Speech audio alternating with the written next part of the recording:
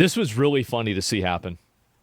It was. This was really, really funny. Let me see if I can find this and pull it up. Apparently, they're having a they're having a crisis. They are. Like, things are looking dire after this speech. This speech was a really, really bad one for him. I'll go ahead and I'll play this. President Trump right now is giving remarks from the White House, from the Oval Office. And as soon as we get those taped remarks, we will play them out for all of you to see. But in the meantime, Democrats are in panic mode, reportedly calling an emergency meeting yesterday of a dozen House Democrats. Now, this comes after that embarrassing display during President Trump's joint address to Congress, including the moment Al Green shouted and waved his cane that led to his censure.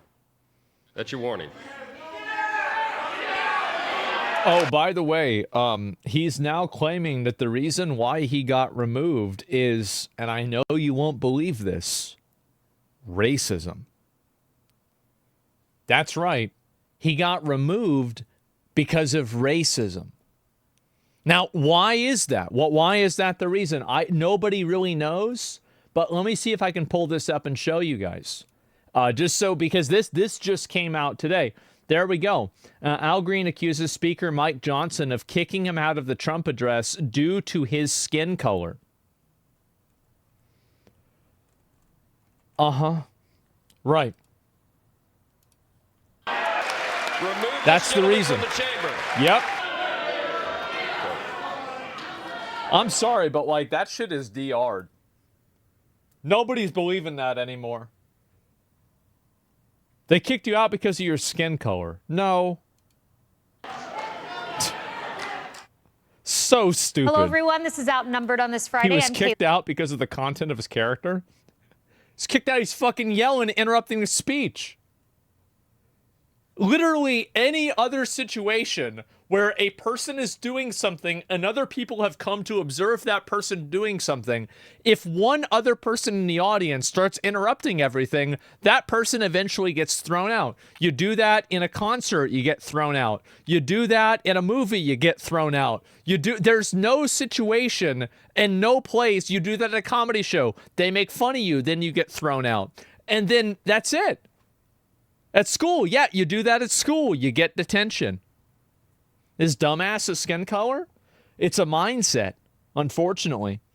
You mentioned optics before. Do you think this Democrats made the Democrats made him interrupt because of his skin color? No, I don't think so. I think he acted by himself.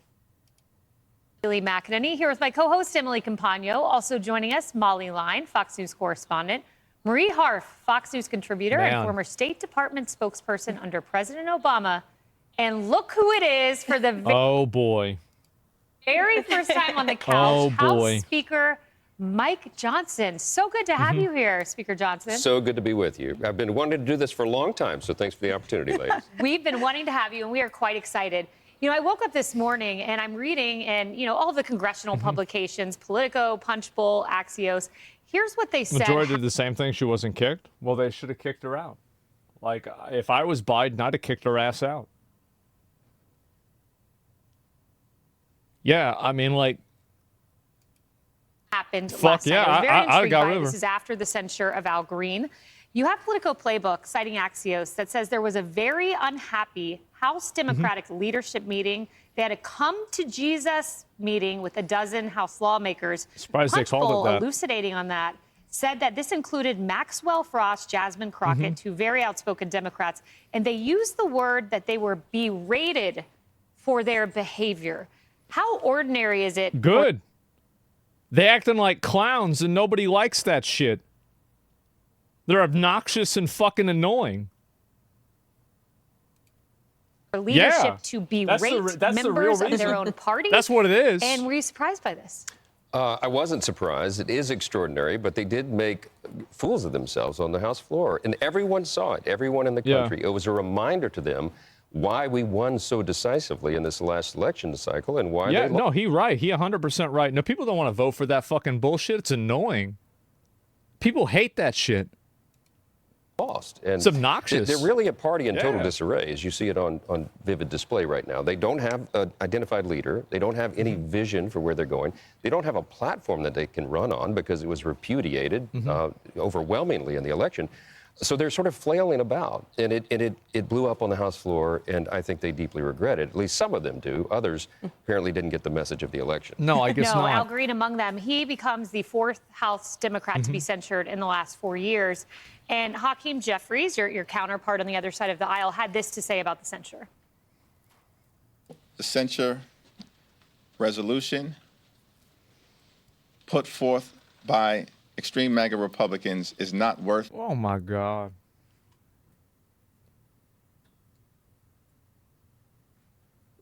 Just sit down and listen to the fucking speech and quit yelling. It's not hard. It's so easy. It's so fucking easy. Why can't you just do that? Oh my God. That's not extreme. That it was written on. Wait, what? He says it's not worth the paper put forth by extreme MAGA Republicans is not worth the paper that it was written on. He says it's not worth the paper, and House Freedom Caucus members are asking to put forward a resolution to remove Al Green from his committee assignments. What are your thoughts on that? Well, the interesting thing is he was censured for disrupting the proceedings of the House. And while I was reading the censure that was voted in, by the way, by 10 House Democrats who joined Republicans in that, they disrupted the proceedings of the House. So there's some irony there. We have to keep decorum. We have to keep control of the proceedings because we're the great. Exactly. Fucking exactly. Like, there's a time and a place to act like a fool, and in the middle of the speech is not the time. And I think this is like more kind of like, you know what I was saying about how people like on the internet, they have like this mindset that if they are morally outraged enough, it justifies any bad behavior that they do. So like, if I'm mad, I can do anything that I want. And I think that just like average Americans are tired of that fucking shit. They're tired of having people that have no self-control. And not even that he does. I think that Al Green has self-control. I think he's doing it as a political stunt, right? He does. But I think he represents people that have no self-control, popping off like that, and then causing trouble and then acting like victims. It's exhausting. It's childish as fuck. Yeah, it's so... We're tired of letting mentally unstable people run the show. Yeah. It's like... And this is the same thing with other issues where somebody just gets really mad about something and they think that if they're sufficiently aggrieved that now they're justified to do anything that they want. Fuck that. Greatest deliberative body in the world, and we need to act like it. And I think this went way over the line. By the way, these censures, this is not a normal thing. I mean, he was only the 29th member of the House. You're off base? I'm not off base. Watch his response. I'm not off base. It's in the middle of a speech. Shut the fuck up and listen to the speech or get the fuck out. Imagine if every time we had to have everybody sit down and listen to a speech, somebody popped off because they didn't want to hear it. Can you imagine the chaos that would be? Can you imagine how insane that would be? You wouldn't be able to do a fucking thing. You couldn't get anything done. You gotta think about this. That happens every time, bro. No, it doesn't. He took accountability. They all do it. I think that's your argument, is that it's okay for him to be stupid because the other ones are stupid. No, that doesn't work. To be censured in the entire that just makes you stupid too. So it was above the pale. He's the first person to ever be removed from the floor during a presidential address. It was appropriate, and we've got to maintain control. Emily's going to hop in here, but just a quick follow-up. What about his committee assignments? Do you think that's on the table? Well, I've talked to Freedom Caucus members and other Republicans who are deeply concerned about this. They say we have to restore control one way or the other, and they need to be real consequences, and it's something we'll be looking at early next week. Okay. So, Mr. Speaker, it seems that there are some reasonable heads prevailing, right? We have Michigan State Senator Mallory McMorrow. She says, look, these Democrats are sick and tired of performative nonsense. We don't want to see our elected officials trying to be... Yeah, that people are tired of not being able to afford food and then having all these people show up in pink dresses and pink pantsuits and then holding up a sign that says not true. Or like writing on a whiteboard. What? Cute or clever, she says. Fuck? So back to Tuesday night. Peggy Noonan, Democrat, esteemed WSJ opinion editor, wrote a thoughtful op-ed today where she said, look, I came to 3 conclusions after Tuesday. She said they're not serious people, talking about her own party, these elected officials who refused to stand up, who refused to clap. 2, their job was to show they are an alternative to Mr. Trump, and instead they proved why he won. And then her third and most important, she said, they will continue to lose for a long time. And she talked about how to stand and cheer, to show support for these incredible Americans that were there that evening was to show love. And instead, she said, they brought the hate. So my question... Is she right about this? Yeah, they look like retards. They look like angry retards. Quote the Black Eyed Peas, which I got to see in concert 100 years ago. Where is the love, Speaker? And do you think that Democrats will listen to these reasonable voices? I think most of them won't. And you saw that. He's right. They won't because they've been totally captured by their radical side. That's it. And you're even seeing this happen with, like, there's been a lot of people on the internet that were really mad at Gavin Newsom for saying that, like, he didn't support, like, transgender women in women's sports. They were mad at him for that. And so, like, now, like, I feel like there's been so much extremism, and I feel like one of the really big components of the extremism, I think, was probably, like, the Israel-Palestine thing. And that's probably the biggest example of the divide. I think that's the biggest example of the extremism really kind of being dialed up to 11. Gavin made Callie an abomination. Fuck Gavin. I'm just saying that, like, a lot of people that are on his side are now against him because they're mad that he said that. By their There's vote. a lot They of voted extremists. against Century Now Green. They're doubling down, tripling down on their failed policies and their message, and it does not resonate with the people. Peggy Noonan used to be a speechwriter for Ronald Reagan. I mean, she's a pretty keen observer of politics and human nature, and what she's seen here is a trend that no one can deny. That acting like goofy fucking retards. That's it. Nobody wants to see that. And, like, also the Marjorie Taylor Greene, or the fuck her name is, when I think of a retard, if I turn to a page on a dictionary, I wouldn't be surprised if I saw her face.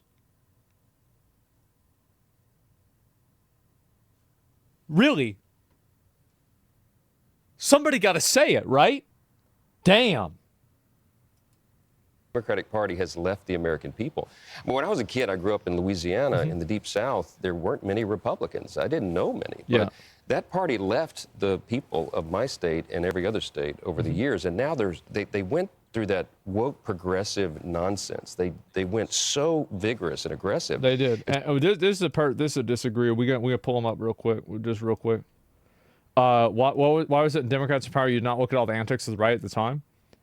I did. I had a video about January 6th. Like, it's also I didn't cover as much of that topic in general. This is the only argument that people like this have. But they do it too.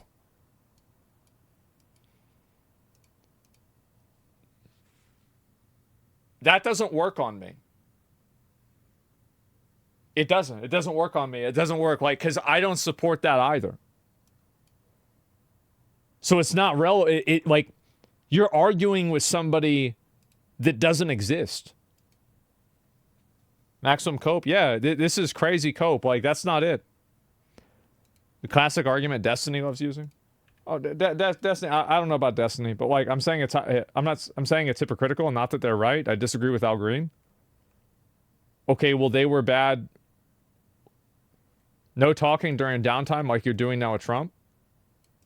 No, it's simple. Like, if you're interrupting the speech, then you're wrong. It's that simple. That's it. That's it. That's the end of it. You're wrong. You sit down and listen. It's almost like the pendulum swung all the way to the left. It's not hypocritical. And now it's sort of moving back. And it's common what sense. President Trump represents, and our party by extension now, is a force that is moving that pendulum back to what President Trump says is common sense. And that was long overdue. And the people embrace it. And the polls verify that they're in favor of what we're doing, restoring common sense, and our conservative principles, which I know that we can demonstrate are good for everyone. It will lead to human flourishing. And then we'll keep these new demographics of folks that we gained in this election cycle and govern for many years to come. Yeah. Yeah, Speaker, it's so interesting. A lot of Democrats remember Joe Wilson yelling, "You lie," at Barack Obama, and Marjorie Taylor Greene and Lauren Boebert saying some really awful things to Joe Biden. Yeah. So the State of the Union in general has become a little bit more of a circus, I think. So Democrats will also remember that. But you're right in saying that Democrats are searching for a message and a leader. You know, I'm a Democrat. I looked at what happened on Tuesday night and did not like a lot of it, right? What I did like was Alyssa Slotkin, the senator from Michigan, who was the official response, who's a moderate, worked for... Literal dog shit. Terrible fucking response. Joke response. Another fucking, like, it was just terrible. Like, I'm trying to think, like, how could I even explain the way that I was thinking about it?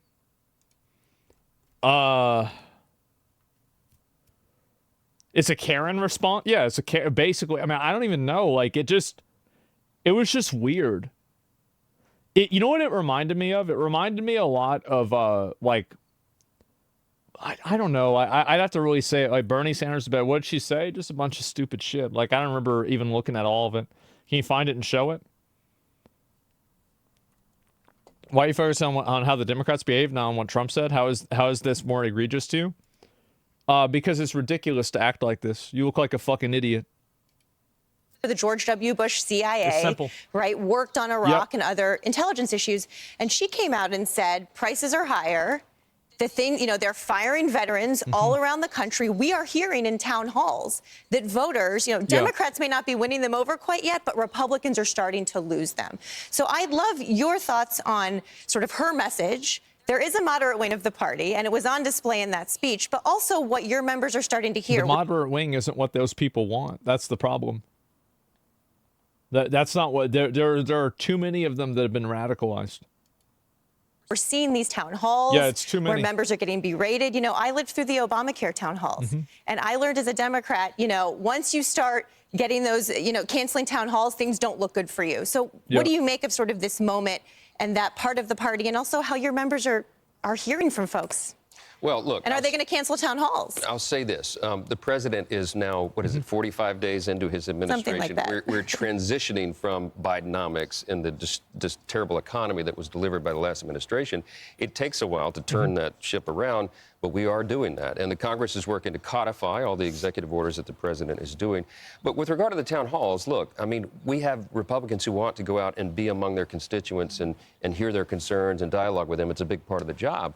But the problem is they're being ambushed right now by what are some, in many cases, paid protesters. You got George Soros-funded groups. They're very well organized. This actually just got, people are figuring out that a lot of these groups that are protesting Tesla are being funded. Yeah. Guys, that's one thing Democrats do very well is this organization, right? And they go in, they go an hour or two early before the event. Who could have believed they fill that? all the seats. And so the actual constituents... I mean, it makes sense, right? I mean, a lot of these people taking off work. Like, how can this many people come and take off work? Well, of these Republican members can't actually make it into the arenas. And so it's not a productive dialogue at all. They're just walking into an ambush. So we've encouraged our members to think thoughtfully about that. There are a lot of ways now with technology to... This is why I generalize the country. It's annoying. It's literally 50-50 right now. I think that there's a lot of people like that. There's a lot of people that don't like the way that Trump acts, but they agree with a lot of the things that Trump says. And I think that there are enough people, like Trump is like a super polarizing person. And so I think that there are a lot of people that probably are against a lot of the extreme radical viewpoints. And those viewpoints are the ones that are really alienating people. It's not 50-50. Yeah, clearly it's not.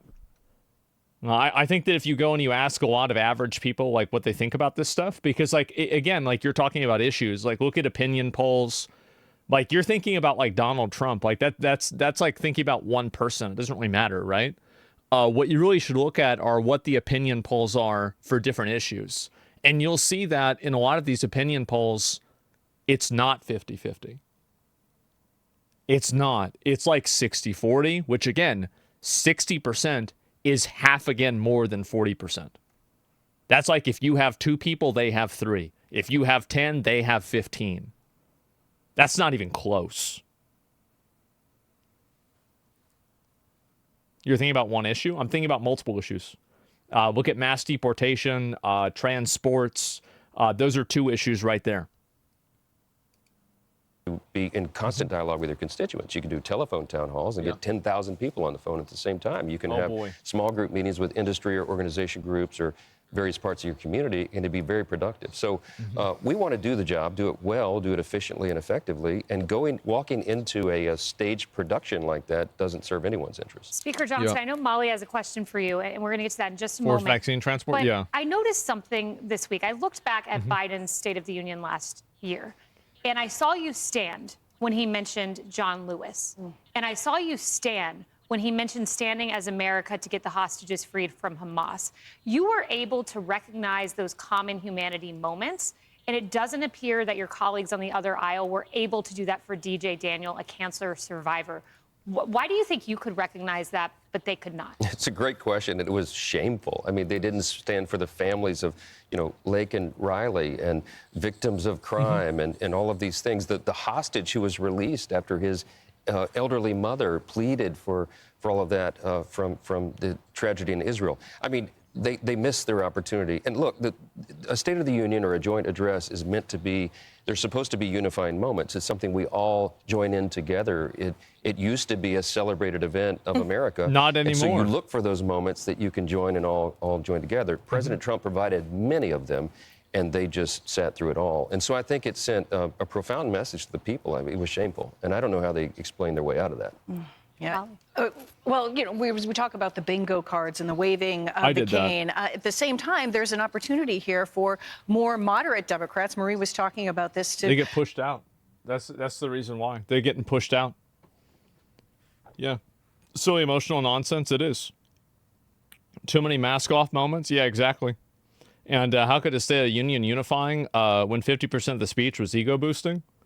Well, I mean, like the fact is that, like, I mean, again, if you're not standing up and clapping for like people getting rescued from like being a hostage or whatever, I mean, the reality is that if you're not doing that, like, it is definitely an optics play by doing that, right? Like number one, it's like you are doing optics by doing this, but if you don't play into that, what you signal to people is that it's more important for you to play on your side than for you to acknowledge obvious truths.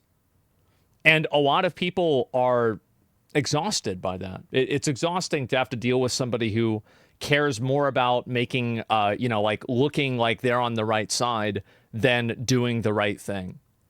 And I think this has been like an ongoing resentment that's been building for a long time, that people are tired of performative like behavior whenever the people that are performative are then, when they're faced with actually like being able to set aside differences for a greater good, they're unwilling to do that.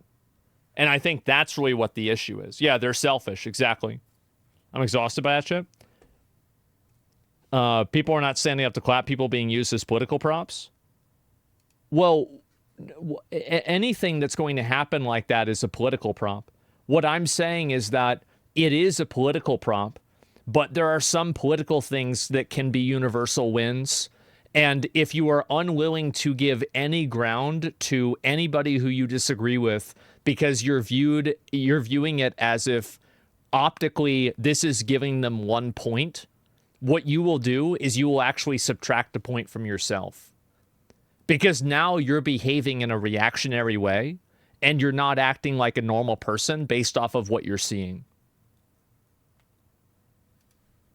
To come forward and appear sane in comparison. So there is this window of opportunity as the Democrats are trying to figure out where they're going to go and how they get back on the map. And well, they're definitely throwing a little spaghetti against the wall in a lot of different respects.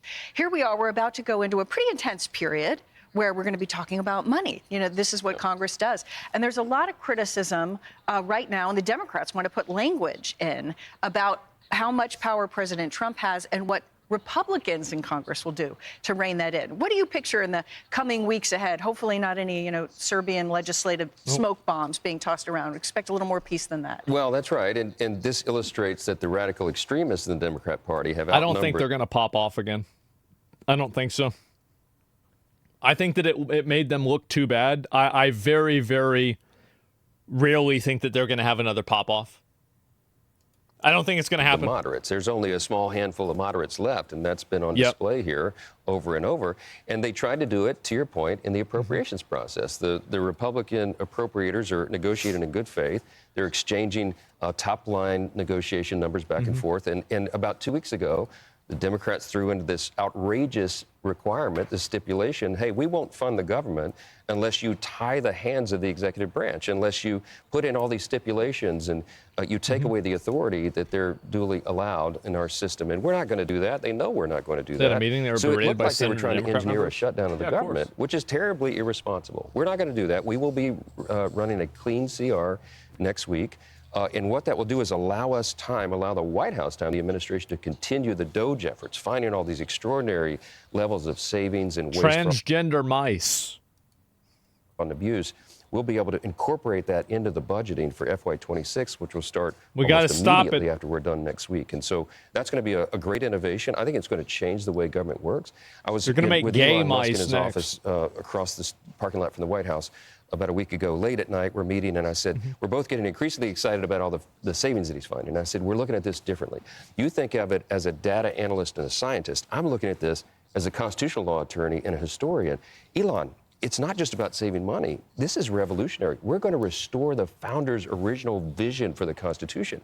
They wanted a limited federal government that had careful oversight by Congress, but Congress hasn't been able to do that because they've been hiding the data. He's found it. It's going to change the way we do government. Speaker Johnson, you had a viral moment with Vice President J.D. Vance during the State of the Union. It was joint address to Congress, I should say. It was a hot mic moment. We want to play that. By the way, I think the speech is going to be great, but I don't know how you do this for 90 minutes. The hardest thing was doing it during Biden when the speech was a stupid campaign speech.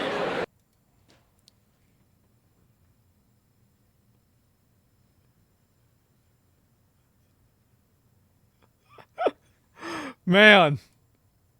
I mean, what's the backstory? Did you not know your mic was hot? I did. They turn these mics off all the time. I didn't know it was on, and They're always on. Sorry about that, but I was candid there. It was candid. It was funny. And I got to say, my sister who's in social media says organic works. And social media loved that moment. Oh, dear. You've joined the ranks of Britney Spears and everyone else who had hot mic moments, Speaker. It's totally I think cool. that's actually a really good point that this girl's bringing up, is that a lot of the people view something like that as organic and authentic, and they view everybody coming with color-coded pantsuits and little signs that they're going to hold up all at the same time. They view that as performative and artificial. Oh, you don't have a problem with what he's saying? Makes it more personal? Well, he's not trying. Like, it was just an accident that it was supposed to be private, but it they just had the mic on, right? So it's very different. And the rank's about numbered here. Yeah. Exactly. Yeah, no, I think that's exactly it. People are tired of fake shit like that. Absolutely. But I did see this, and I thought it was pretty funny. Authentic does not equal sane. Yes, but people trust authentic more than they trust... they trust authentic more than they trust anything else, basically. Because at least they know they're getting a fair shake, and they're being treated in a way that's, like, kind of accurate, right? And that's really the difference. Fake shit about transgender mice, wasn't it transgenic? It was trans something mice. That's it. They got to defund it, guys. They got to stop it.